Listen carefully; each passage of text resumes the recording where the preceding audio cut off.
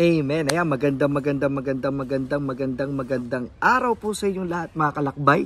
Isa na naman pong araw ng punong-puno ng pagpapala na galing sa ating Panginoon at isang maghapong mararamdaman po natin ang kanyang patnubay at gabay at mararamdaman natin ang init ng pag-ibig ng Diyos. Yan po ang ating panalangin at pagbati para sa araw na ito. Amen po ba?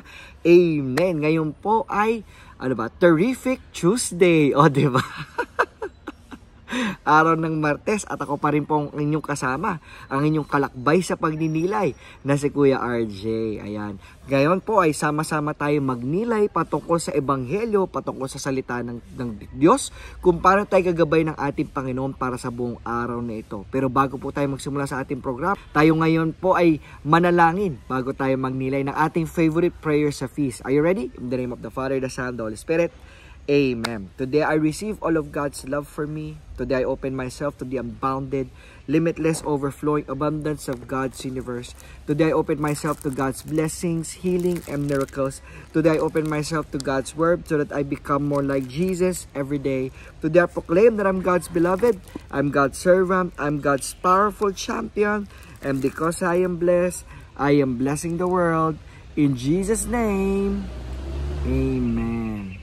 Ang ating pong ebanghelyo para sa araw na ito mula po kay San Mateo chapter 18 verses 21 to 35. Lumapit si Peter kay Jesus at nagtanong, Lord, ilang beses ko ba dapat patawarin ang kapatid kong nagkasala sa akin?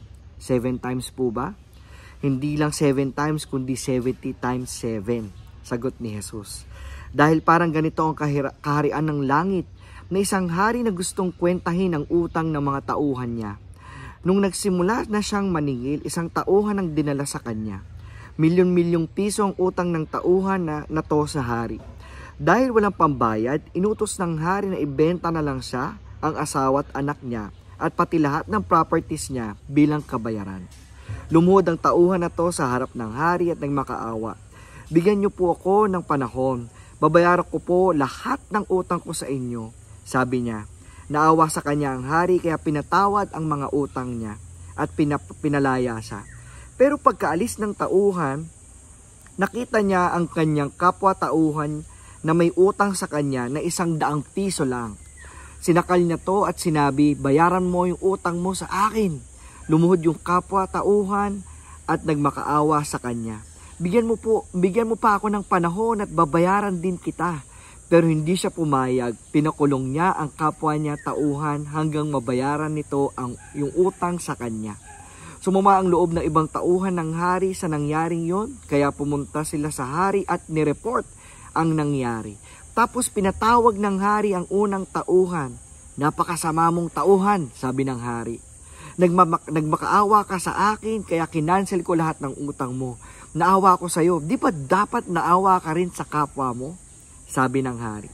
Galit na galit ang hari kaya inutos niya na pahirapan sa kulungan ng tauhan hanggang sa makabayad sa lahat ng utang. Pagkatapos sinabi ni Jesus, ganyan din ang gagawin sa inyo ng tatay ko sa langit kung hindi nyo taos-pusong patatawarin ang inyong mga kapatid. Amen. Lord God, today we're asking for your guidance na matanggap po namin yung mensaheng gusto nyo aming matanggap at nang maisabuhay din namin ito at maibahagi namin sa aming kapwa. Lahat ng ito, Lord God, idadalangin namin sa pangalan ng iyong anak na si Jesus. Amen. Napakaganda ng ating ng ebanghelyo no, tungkol sa pagpapatawad, di ba? Naalala ko yung prayer natin na tinuro din ng ating Panginoong Jesus, di ba? Forgive us this day as we forgive those who have sinned against us. Kumbaga nakakatuwang isipin na si Lord talagang pinatawad na tayo. 'Di ba? Ito yung medyo radical. Ako po ito po yung aking paano bang tamang term? Ito po yung aking base sa naramdaman. God forgives even before you ask. God forgives you many times. Siguro kung nabasa mo tong ebanghelyo na to, parang sasabihin mo, grabe naman talaga yung tauhan na yon. Napakasalbahe. Di marunong mag-reciprocate, di ba? I would like to believe may mga panahon sa ating buhay na ganyan din tayo. Parang hirap na hirap tayo magbigay ng pagpapatawad na nararapat din naman sa ating kapwa. Parang sasabihin mo, bro pa, hirap-hirap siyang patawari. Grabe yung kasalanan ginawa niya sa akin. Grabe, no? Talagang gano'n naman talaga. Ikaw ba, hindi ba grabe yung kasalanan na ginawa mo? Kala mo, sa totoo lang, ang hirap. Ito, siguro nahirapan. Maintindihan ko pa kung hindi siya pinatawad eh. Kasi, di ba, ang hirap magbigay kung hindi ka marunong tumanggap. O ang hirap magbigay ng isang bagay. O, let's point it here. Ang hirap magbigay ng pagpapatawad kung ikaw mismo hindi ka nakakatanggap ng pagpapatawad. Kaya lang ito yung nakakatuwa, di ba, nabanggit ko nga kanina, God forgives even before you ask. So, bakit pa ako hihingi ng pagpapatawad? Bakit pa ako hihingi ng sorry kay Lord? Pinatawad naman na niya ako. Yung pagpapatawad na hinihingi mo, yung pagpapatawad na binabanggit mo kay Lord, ito yung pag-acknowledge ng kasalanan na meron tayo. Di ba, in-acknowledge natin. Sa pag-acknowledge natin, handa ka nang patawarin yung sarili, kaya handa ka nang tanggapin ang pagpapatawad na dumadaloy, na ibinibigay ng Panginoon sa ating buhay. At sa pagtanggap ng pagpapatawad, naniniwala ko, kaya mong ibigay itong pagpapatawad na nararapat din sa mga taong nagkasala sa'yo. Sana nga po yung salitang Our Father, di ba? Yung dasal pala ng Our Father na itinuro sa atin ni Jesus. Imagine kapag yun, talagang dito nang galing yung dasal na yun, hindi ka pa makakapagpatawad, di ba? Hindi ka. Tapos after nun, di ba, sa misa, peace be with you. Parang may hirapan ka pa rin ba magpatawad? Again, narinig nyo na to many times kahit sa mga ibang speakers, ano? Para kanino ba ang pagpapatawad? Hindi naman yun sa taong hindi yun para sa taong nagkasala sa'yo, kundi para sa kapayapaan ng puso mo. So yung pagpapatawad mo sa ibang tao, para mas, alam mo yun, makalaya ka na saan? Sa galit, sa inis, sa tampo, sa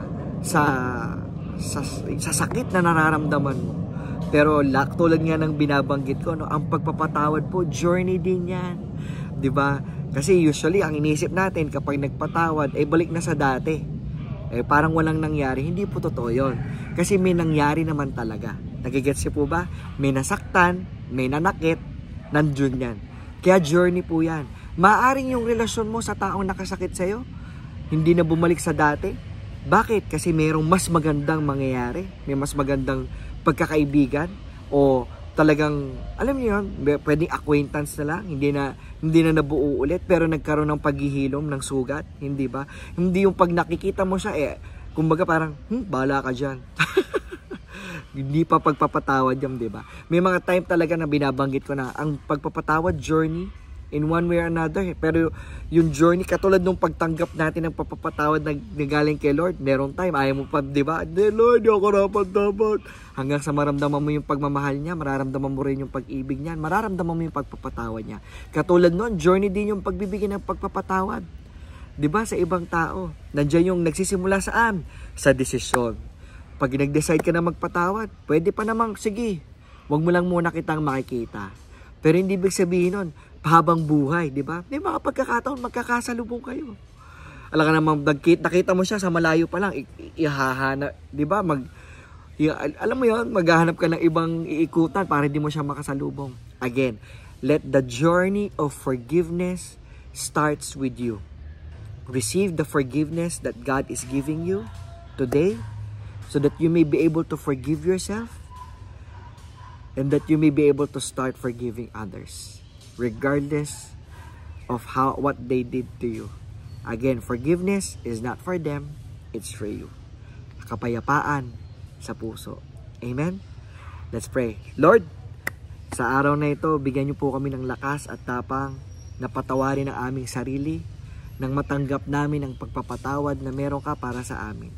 Nang sa gayon, maibahagi din namin at maibigay namin yung pagpapatawad na dapat naming maibahagi sa iba. Gabayan mo po kami, Panginoon, para sa araw na ito. And we receive your guidance and your prayer today. In Jesus' name, amen. In the name of the Father, the Son, the Holy Spirit. Amen. Panahon na naman po na aming pansamantalang pamamalam sa inyo. Maraming salamat po sa inyong pagsama sa akin. Salamat po sa patuloy na suporta. Pasensya po, medyo napahaba ang ating video para sa araw na ito.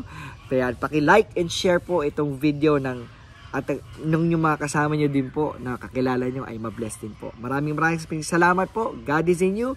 Continue shining His light because you are a blessing. God bless. Bye.